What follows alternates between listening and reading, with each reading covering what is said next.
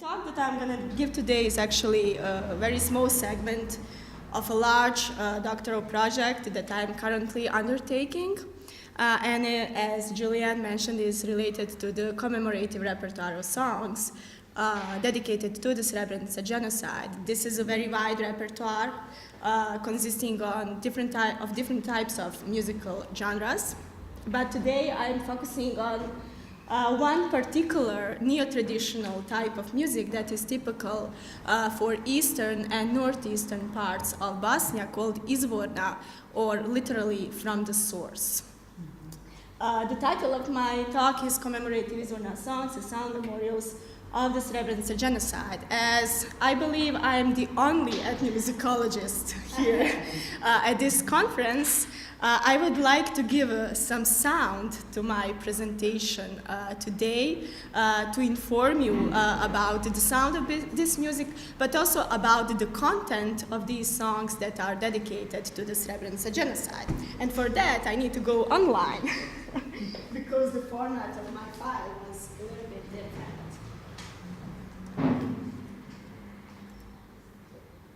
This is the song that was created in 2015.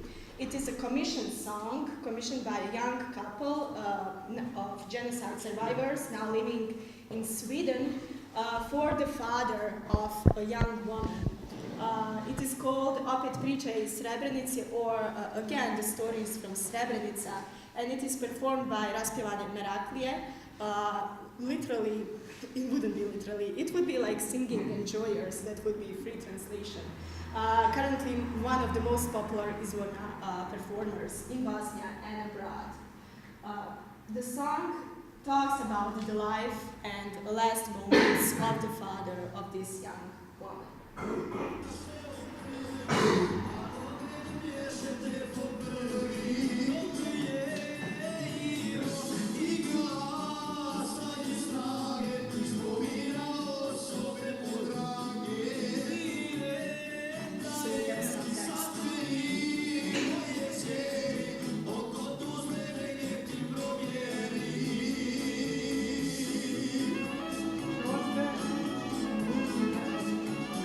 No, it couldn't relate that.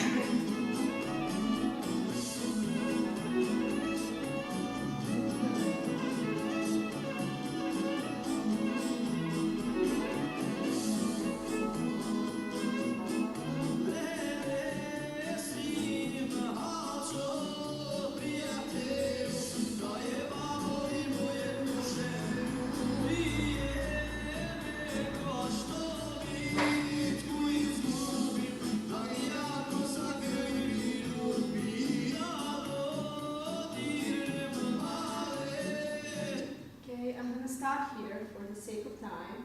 I hope you got a sense of the sound and the content of these types of songs. Unfortunately, I couldn't play you the accompanying music video simultaneously, but as you could see in that short instance, it is comprised of an original footage of the burial of this person. So what are these songs and what is their role? In the last decade, there is a large number of izvorna songs that emerged in the eastern and northeastern parts of Bosnia that are dedicated to the Srebrenica genocide as an event, and also to specific victims that were killed in this genocide. Why izvorna music? Izvorna music is deeply related to these parts of Bosnia, very characteristic for them, and also related to the sense of local identity there. So for these people, they are a very important part of their daily lives. Izvorna songs emerged in Bosnia in the 1960s, and since then have been documenting the everyday life. With the beginning of the war in Bosnia in 1992, they assumed the role of patriotic music, meaning that these songs commemorated fallen soldiers, innocent civilians killed in wartime Srebrenica. And it is actually this patriotic music that served as a foundation for the creation of commemorative izvorna songs about the Srebrenica genocide that emerged in the early 2000s. Before delving more deeply into Izvorna commemorative songs, let me give you context for them. So these songs are a part of a wider context of the Srebrenica genocide commemoration, which is, I believe all of us know, imbued with deep political and religious meanings.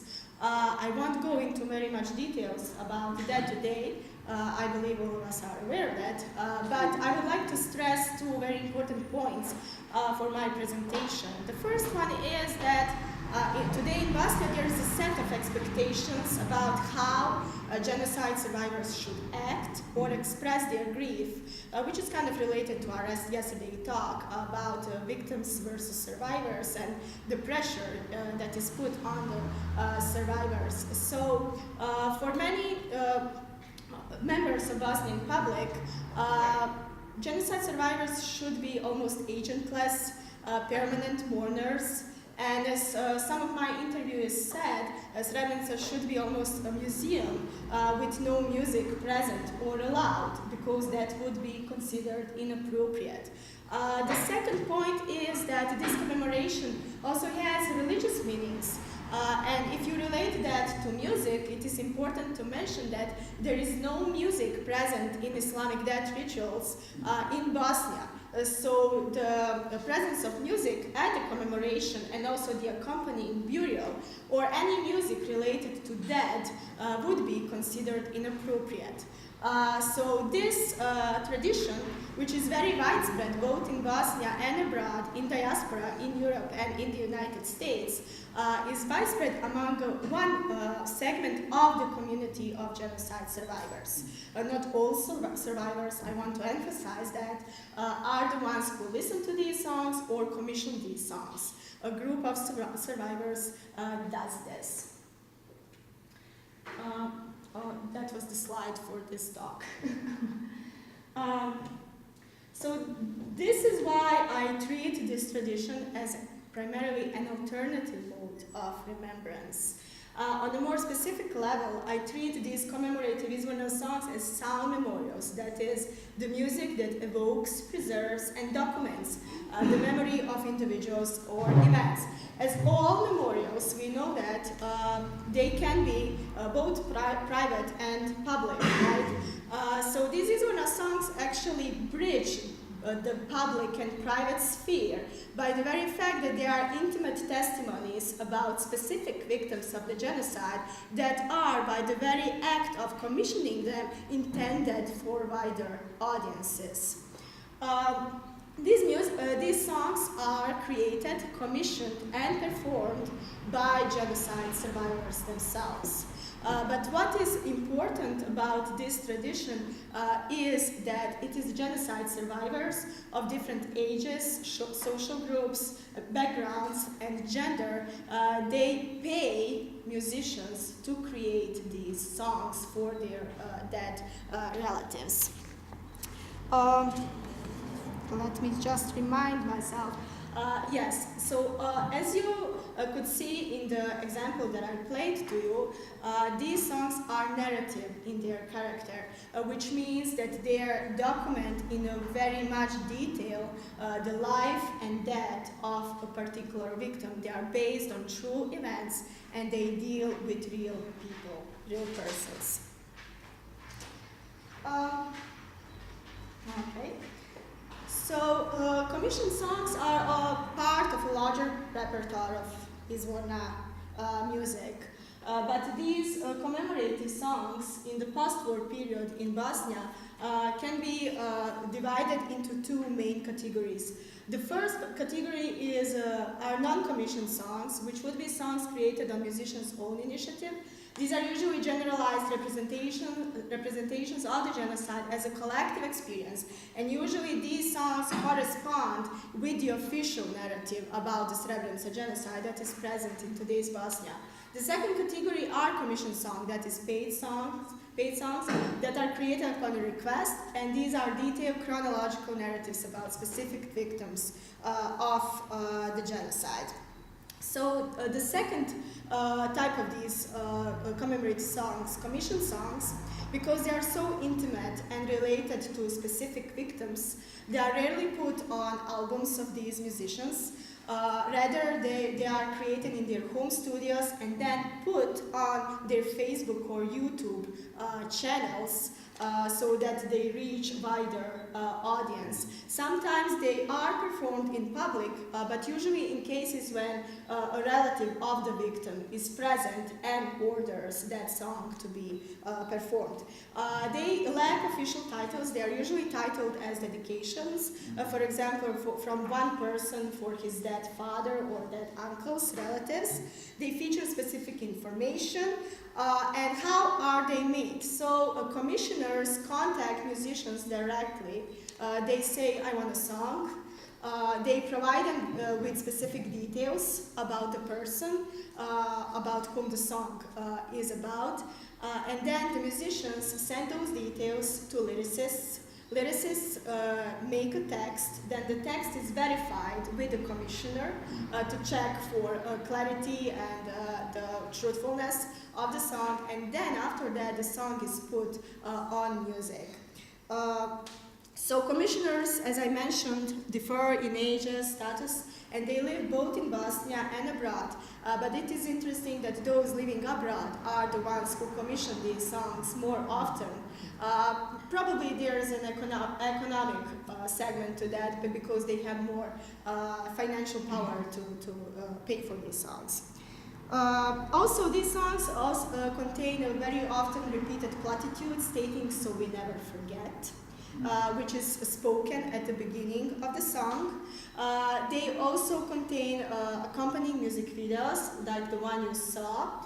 Recently, one other Izvorna group called Sateliti, you see the singer here on the photo, started recording music videos at the grave of the deceased, which is a service that is paid additionally by the commissioner. This is still very rare, but does exist. More often, commissioners provide musicians with preserved old photos of the deceased, also with photos of them visiting the grave of the deceased, visiting the memorial in Potocari, the river Drina, so all the places and symbols related to the Srebrenica genocide. In this way, these Izvorna songs are confirmed both visually and in sound as sound memorials that, in a way, speaking and documenting the life of the deceased, actually complement a physical gravestone. As intimate testimonies, these songs, of course, are intended for immediate family. Not every genocide survivor would be interested in hearing a song about a specific individual. What is also important is that many of the commissioners with whom I had an opportunity to talk consider these songs as keepsakes, uspomene. So something to be kept and taken out in times when a person wants to remember his or her relatives. Also, they were also considered as an important medium for preserving the memory of the deceased for his progeny. Like in the following example of a young man who was born 12 days after his father was killed in the genocide. He never met his father. He's a huge fan of Izvorna music, and he commissioned a song about his father. And as you can see in this quote, he said, "One of my friends wrote this song for me. I told him how I was left without my father as a baby, how I never met him. I'm glad I have this song as a keepsake of my father. I have a few of his photos and I wanted that song so my future children can listen to that and remember my father." And this truly resonates with many statements that I've heard from the commissioners of these songs. So let me conclude. This tradition is an alternative mode of remembrance that is present among the genocide survivors. living in Bosnia and abroad. And sometimes it is considered oppositional to the existing social and cultural norms of remembrance and expressing an expression of grief. For one segment of the community of the genocide survivors, this tradition would be considered inappropriate, especially by the ones who became more religious after the war and who perceived this tradition from a religious perspective. And they usually stated that they would never commission such a song about their dead relatives. But on the other hand, for the other group of genocide survivors, this is an important medium for having their voices heard in the collectivity of genocide. Thank you.